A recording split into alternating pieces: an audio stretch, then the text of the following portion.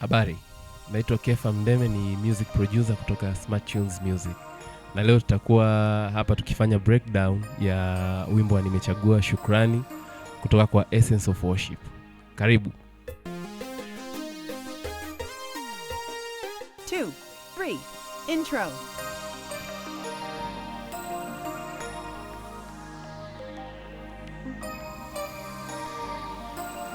All in. 3, 4.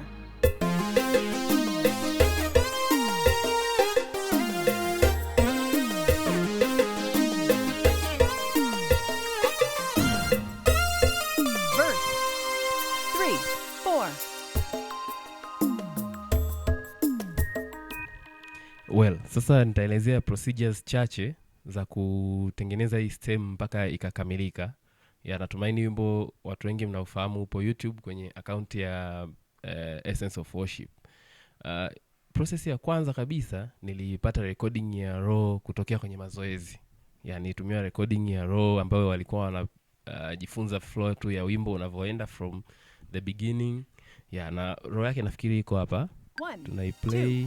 3, intro.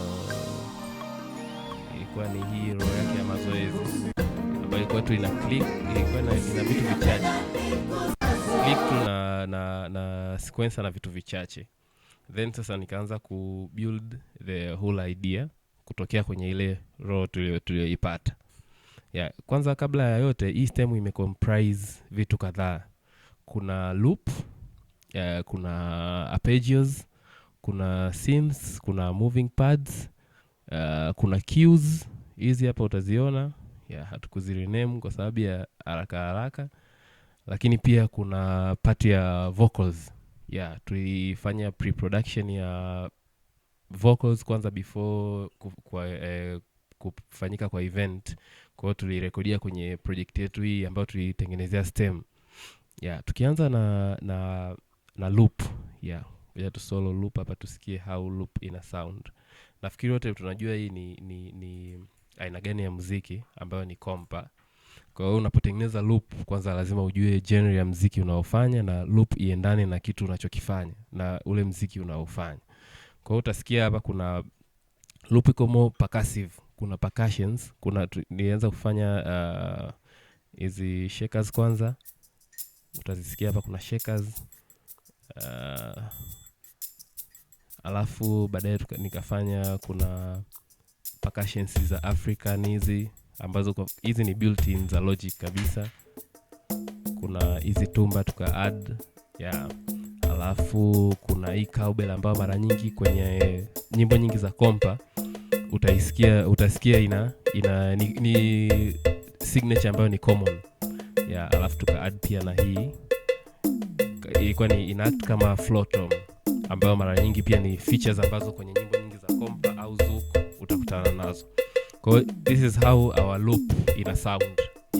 Ambapo sasa kuna parts baadaye tutakuja kuona kuna baadhi ya vitu nilikuwa nina vimute. Ukiangalia kwa mfano kwa hapa kuna vitu nilikuwa nina vimute. Nilikuwa na vimute kwa sababu hizi parts unakuta ni parts ambazo maybe ziko smooth, hazihitaji vitu vingi. Kwa kuna vitu unaweza ukavipunguza kwenye loop ili kutengeneza ile test ya ile smoothness ya ile part husika. Baada ya hii loop tunaweza tukaja tukaangalia kwenye hii partition ya how intro ilianza. Intro ilianza bila loop kabisa.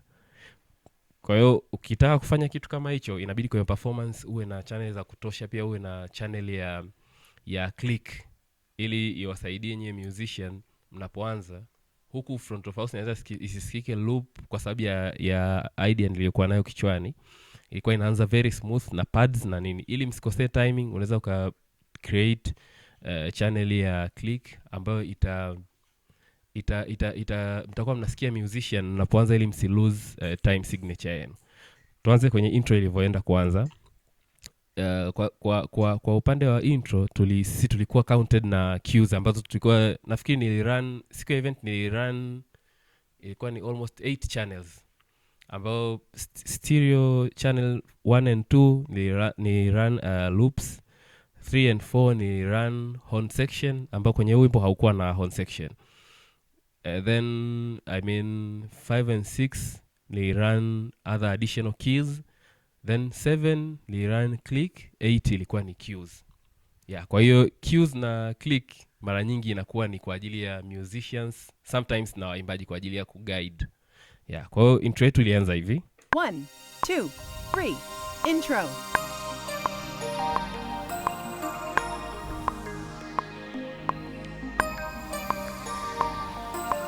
All in. 3, 4. Yeah, unaweza kusikia hiyo part hapo kutokea kwenye intro ilikuwa ni keyboards peke yake without any loop. Na ukisikia sasa utasikia kuna nimeongeza hapo na hiyo click na cues ambazo zilikuwa zinatu guide. Kwamba hapa ilianza ika count 2, 3. Intro. Ikaanza.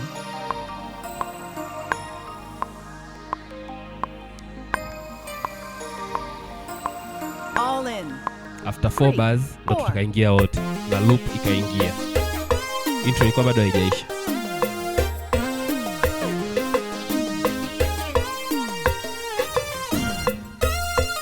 Verse 3, 4.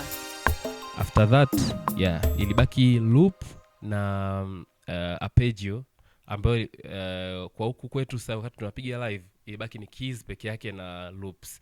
Ambapo kwenye loops utakuja kuangalia hapa niliondoa hii cowbell ambayo niliipiga hapa kwa sababu ilikuwa ni part ambayo iko calm, iko cool. Kwa hiyo cowbell yote hapa kwenye hii alipoanza kuimba leader, hii part yote haina cowbell. Ilibaki tu percussion na shakers ambayo ilienda mpaka hizi bars zilipoisha hapa. Cowbell ile kwenye loop ikarudi. Hii inasaidia kutengeneza dynamics za kwenye wimbo. Sehemu ikiwa calm unaifeel kweli ipo calm, sehemu ikiwa imeamka unaifeel imeamka. Then baada ya hapa tulikuja kuingia wote drums na vocals kaingia, na utasikia hapa kuna hii file ya vocals.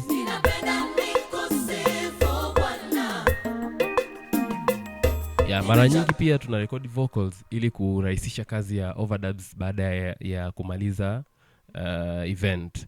Sometimes mambo yanakuwa mengi unakosa time ya kurecord overdubs, hizi zinasaidia pia. Na pia sababu nyingine ya kurecord vocals, artist anaweza akaalikwa sehemu asiwe na back vocals na au akahitaji kufeel ile feel ambayo huwa anaifeel kila siku, na kama back vocals maybe hawajaendana na kile kitu anachokitaka, anaweza akatumia hizi ambazo ziko recorded, ambazo zina ukiangalia huko kwenye channel zake ni kama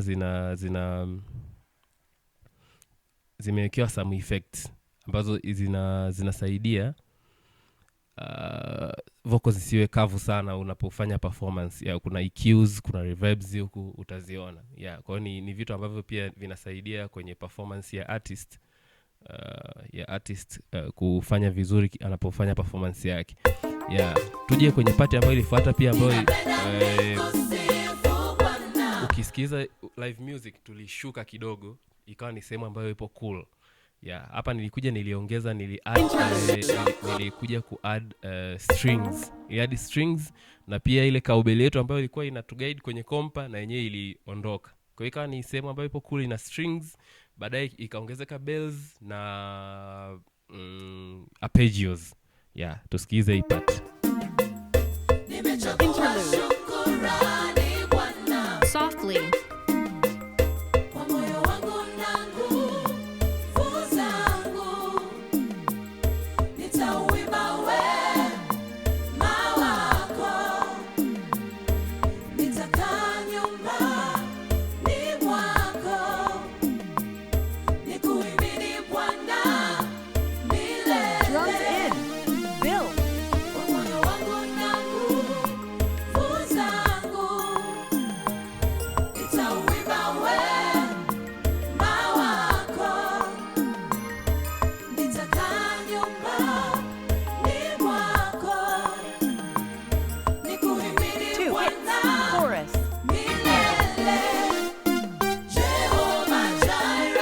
Yes, utagundua umuhimu wa kuwa na cues kwenye stem. Hii stem naweza nikampa drama ambaye ni mgeni au musician yote ni mgeni, lakini usimwelekeze chochote na akaelewa kutokea kwenye cues. Kwa sababu cues umesikia hapo ilikuwa inatuguide kuanzia pale softly inakuelezea before the part haijafika. then sehemu ya kubuild inakuguide ubuild namna gani ubuild, na then kulikuwa hapa mbele umesikia kuna hits 2 imekuguide kabisa 2 hits then tunaenda kwenye chorus. Kwa hiyo ni muhimu sana kuwa na cues kwenye performance kama hizi. Inasaidia pia MD kutokuwa na maongezi mengi sana, lakini pia ukienda kwa musicians wageni na guide kujua hii stem inatakiwa isoundije, outcome yake iweje, product yake ya mwisho isound vipi. Ya utasikia kwenye chorus hapa ni part ambayo ilienda, kuna hii part ambayo tulifanya turn around tukarudia, utasikia hapa cue inatuelekeza.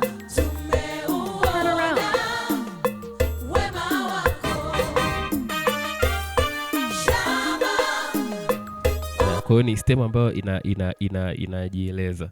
Then tulikuja part ya muziki hapa. Kama tunavyojua kompa lazima iwe na part fulani ya muziki ambayo iko, tuseme iko catchy. Inaweza ikamkaa mtu hata akiondoka anaifeel. Ya part ya muziki kulikuwa kuna sehemu mbili. Kuna sehemu moja ambayo tulicool down tukawa tumefanya kama vamp fulani, alafu tukaja sehemu ambayo tulifanya synth leads. Tutaisikia hapa.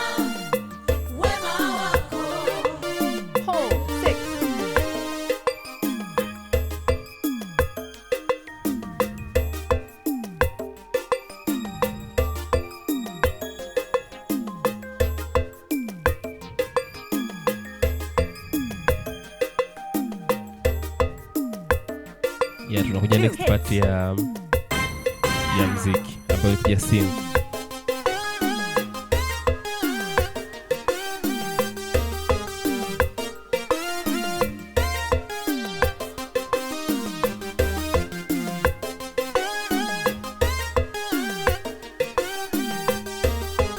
Refrain.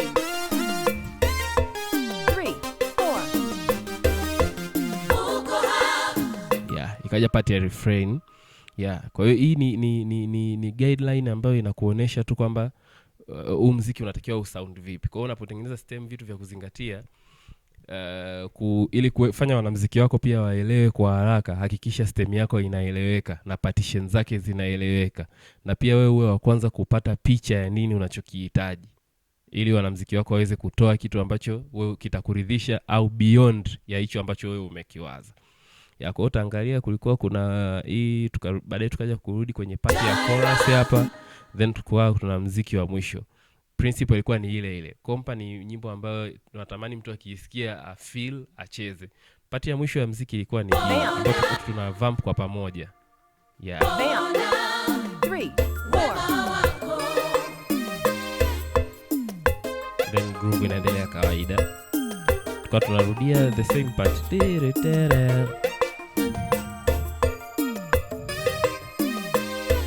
Then baada ya hii part yote tulikuja part ya outro. Outro yetu ilikuwa na sound hivi. Big ending. 1, 2, 3, 4.